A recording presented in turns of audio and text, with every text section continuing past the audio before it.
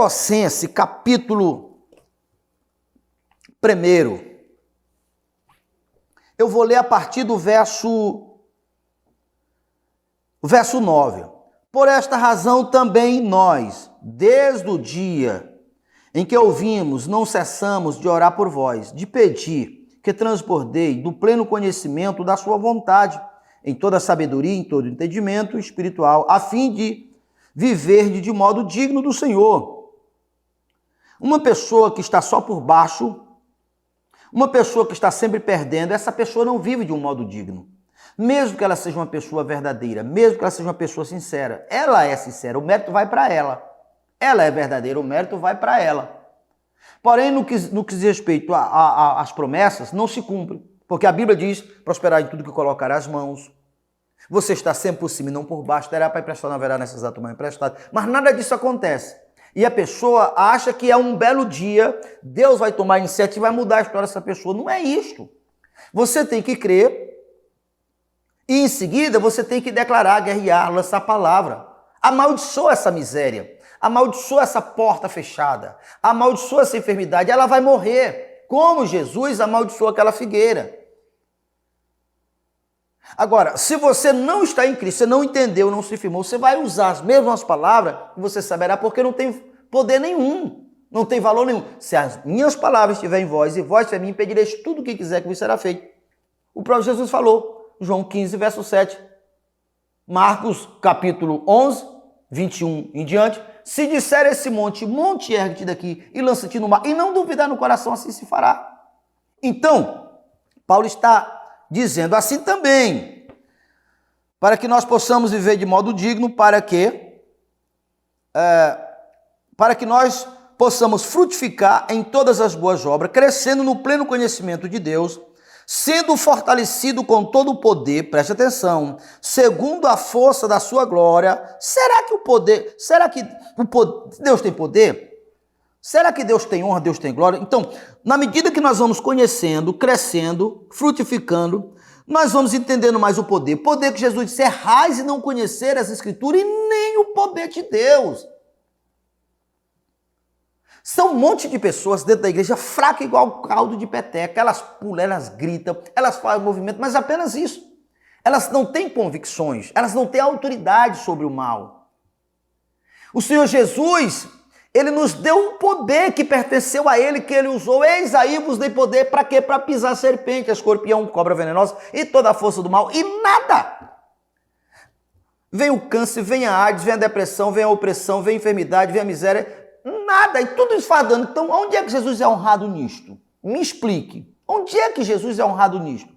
Paulo está falando que nós devemos ter conhecimento, se apropriar do poder, porque o nome de Jesus tem glória, para que nós se comportamos ou que nós temos uma vida digna de pertencer a Ele. Olha a continuação aqui. Dando graça ao Pai, que nos fez idôneo, a parte que vos cabe na herança dos santos na luz. Quem não está na luz não tem herança. Quem não é santo não tem luz. Como é que uma pessoa é santa? Eu oro bem muito, eu jejuo bem muito, eu dou esmola aos pobres. Faça essas coisas. Mas isso por si só não lhe assegura santidade. Eu sou santo quando eu creio que a obra da cruz me santificou. Porque morreu um justo. E esse justo morreu porque ele carregou para ele os meus pecados, a minha culpa. Eu estou livre porque ele pagou a conta. A conta era minha, mas ele pagou. Eu estou livre. Por isso eu sou santo. Se eu sou santo, eu sou rei, sou sacerdote. O mal não tem direitos legais sobre mim. Então, quando isso acontece, o que acontece? Eu sou santo, eu estou na luz. Onde é essa luz? Essa luz é no reino de Deus. Veja só, o povo estava no reino de Faraó. Apanhava, sofria, Faraó batia, era injusto, mas Deus não ia lá, porque lá, o povo estava no reino de outro. Aquele povo não pertencia a Deus. Deus tinha uma promessa. Mas para Deus cumprir aquela promessa, era preciso que o povo obedecesse. Mas a partir do momento que o povo acreditou, atravessou o mar, aquele povo entrou debaixo da responsabilidade de Deus.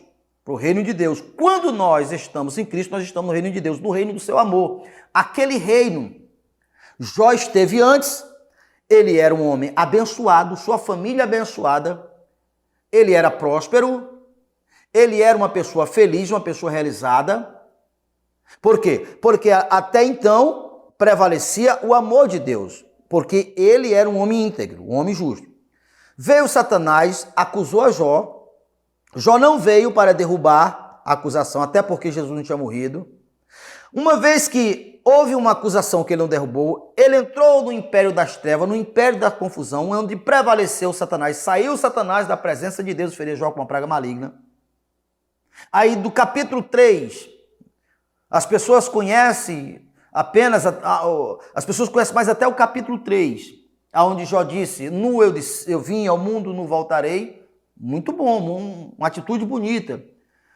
Quando a mulher disse, abandona esse teu Deus e morre, Jó disse, mulher, tu fala como uma louca. Eu tenho aí no canal vídeo mostrando.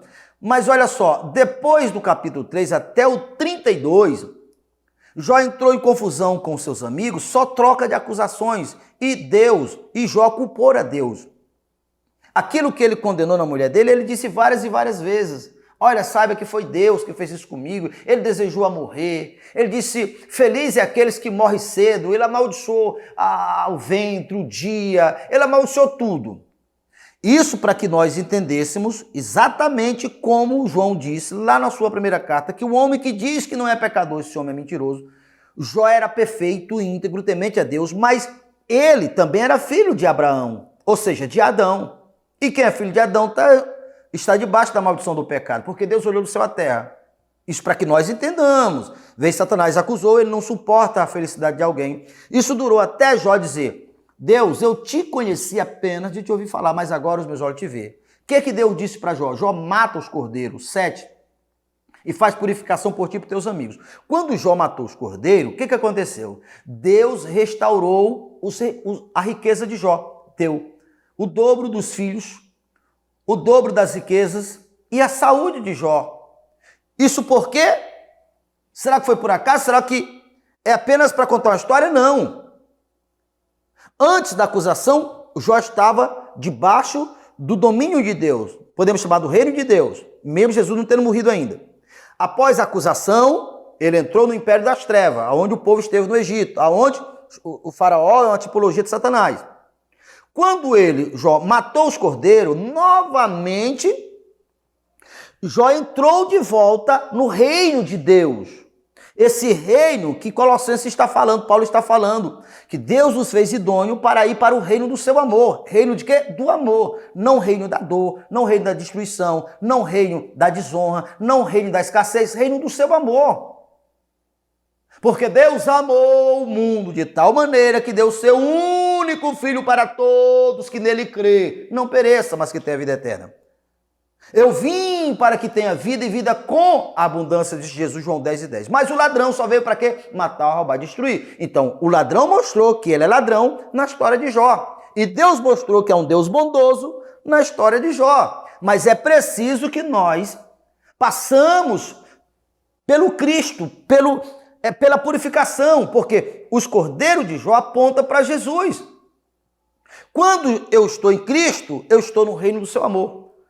Em Jó aprendemos que é da vontade de Deus que eu tenha uma família abençoada, que é da vontade de Deus que eu tenha prosperidade, que é da vontade de Deus que eu tenha saúde. Qualquer coisa contrária disso é o ladrão tentando me roubar, mas em Cristo eu tenho autoridade.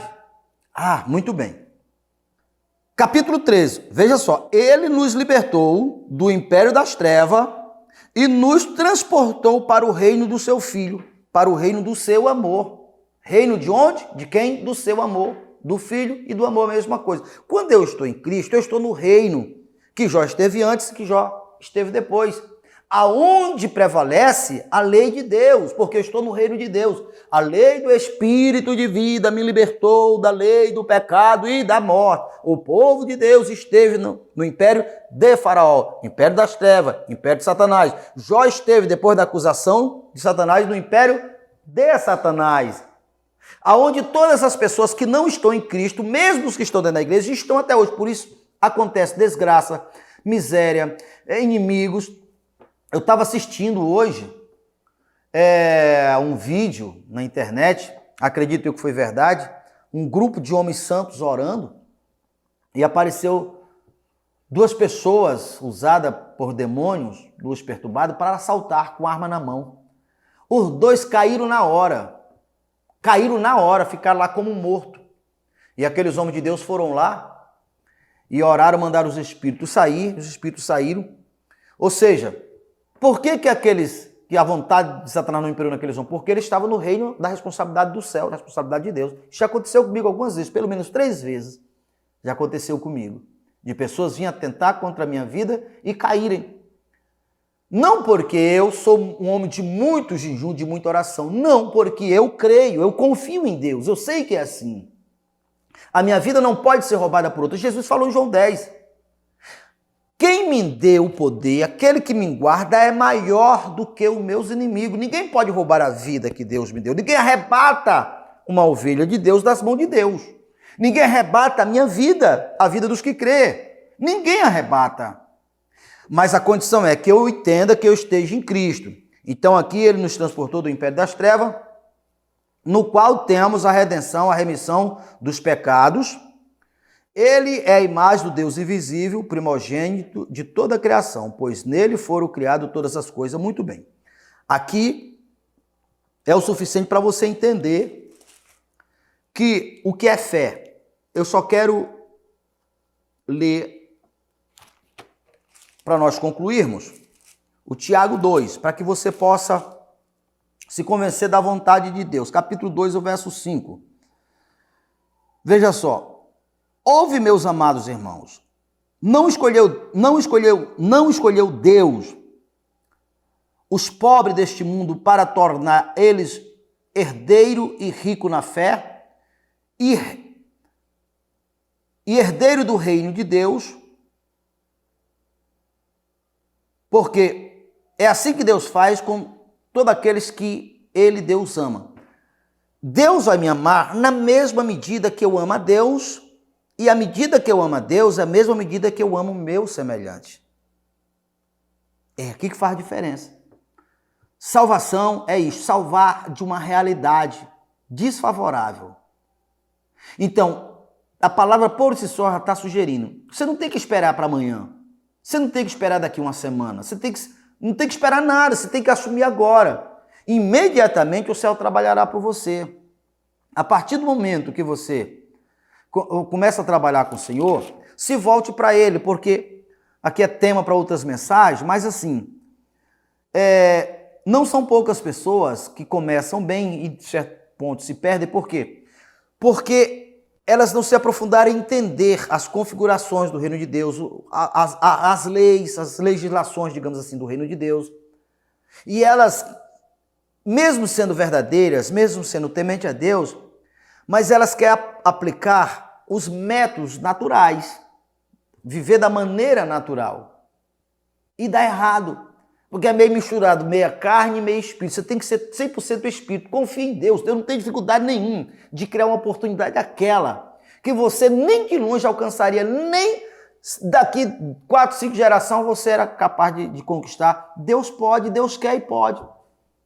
Aí você vai ser somado por outras leis, a lei da dedicação, a lei das obras.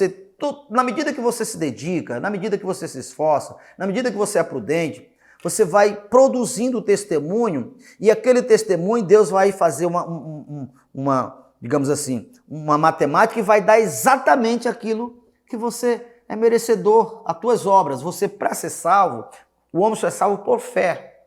Mas as conquistas tem a ver com as obras. Deus cria oportunidade. Então, na medida que você começa a andar com Deus, entendendo a Deus, e se volta a tua mente, as tuas configurações, vai entendendo a Deus, fica fácil Deus se comunicar com você, fica fácil você entender a Deus. Então, a tua natureza vai ficando semelhante, a tua mente semelhante. É isso que Pedro está falando na sua segunda carta, que Deus nos deu a natureza divina pelas promessas, e com as promessas de Deus, com a natureza divina, nós se assemelhamos a Ele e nós produzimos, nós entramos no reino eterno, porque essa é a ideia de Deus. Ainda o Senhor Jesus não está em Jerusalém governando, mas Ele está para vir. Mas antes que o Senhor Jesus venha, O reino do céu te ampara, ainda que você esteja literalmente em um reino inimigo. Então você precisa conhecer mais a respeito das leis do céu. Mais uma vez quero lhe agradecer, você que esteve conosco até agora. Não deixe de compartilhar os nossos vídeos, se inscrever no canal se ainda não é inscrito. Você que já é inscrito, muito obrigado. Você que é novo, seja bem-vindo. E clique lá naquele sininho todos, porque todas as vezes que nós colocarmos um vídeo novo, você vai receber. Que Deus em Cristo lhe abençoe, em nome de Jesus.